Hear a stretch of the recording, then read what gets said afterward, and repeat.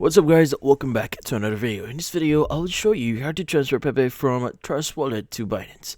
So if you're interested, let's get started. So the first thing that we want to do here is we want to get the address or the actual address of our wallet for or from Binance. So you want to go ahead and go to binance.com, log in into your account, and you want to go to your wallet at the top right here.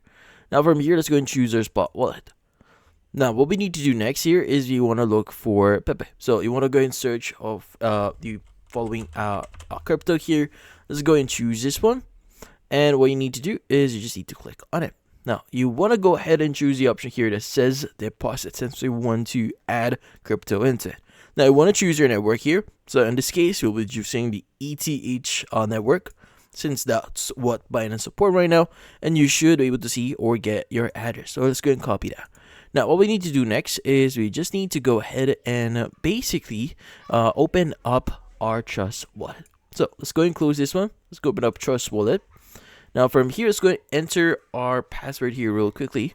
Now, what you need to do next here is you want to go ahead and go to your search, because by default, if you just click on the send option here, you won't be able to see or choose PEPE. So we want to go and click on search.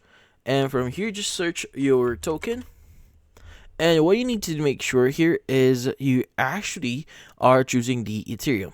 Now, in this case, we have PEPE here, and it's Ethereum, so it's using the Ethereum network, and you want to go ahead and turn that on. So let's go ahead and click on it as well.